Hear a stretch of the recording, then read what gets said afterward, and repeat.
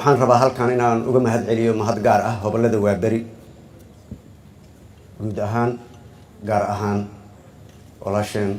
maamo Faaduma Cali Nagruma waxaan u maleynayaa haday waxay tiri dadka meesha fadhiyo hooyaan wada ahay waa runteed waaye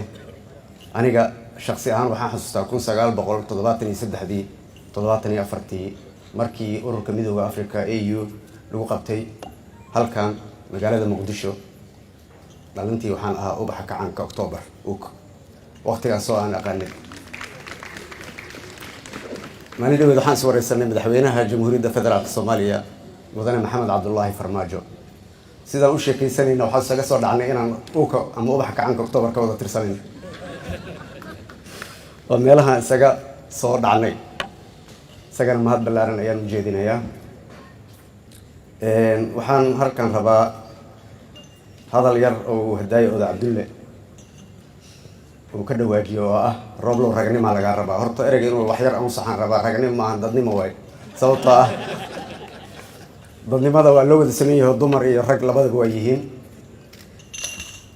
marka hadalka waxaan ugu bedelayaa Oda Cabdulle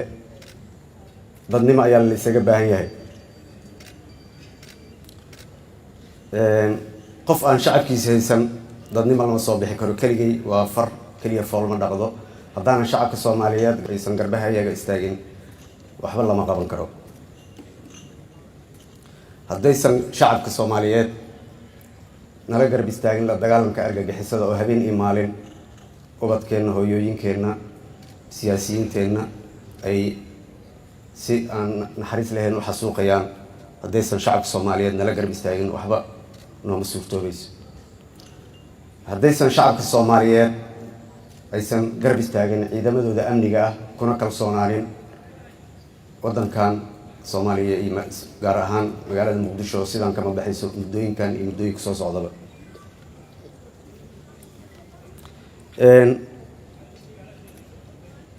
xanta uu sheegay Oda Cabdulle kooxda kalamaan ee godka hoostiisa markay tagaan xaqiiqdii Oda Cabdulle iyo tiimkiisa kalamaan waxaan ku leeyahay xanta waan u baahanahay waa muhiim kalsooni ayaan annaga iyo dhammaan wasiiradaha iyo golaha shacabka dhammaan ayaan nafsadayada ku qabnaa oo aan isku saxno qofkaan kalsooni isku qabin ayay xanta dhigtaan marka waxaan leeyahay Oda Cabdulle iyo kalamaan xanta soo badiya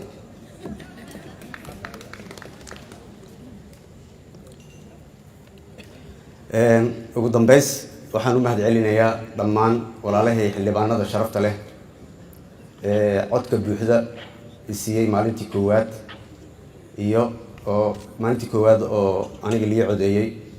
iyo wada siiyay iyo maalintii labaad oo ay siiyeen golaha wasiirada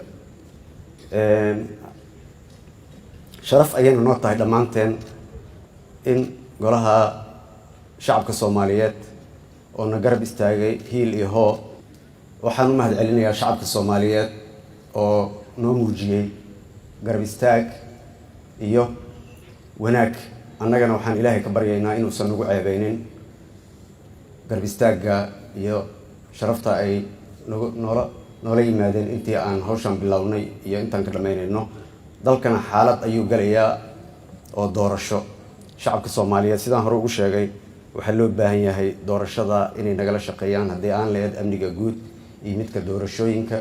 ay nala dagaalamaan musuqmaasuqa iyo wixii dib u keenaya doorashooyinka inay si wanaagsan ku dhacaan taas ayaana hadafkeena koowaad ah hadduu Allah subxaanahu wa ta'aala idmo mar labaad iyo mar saddexaad waa mahadsantihiin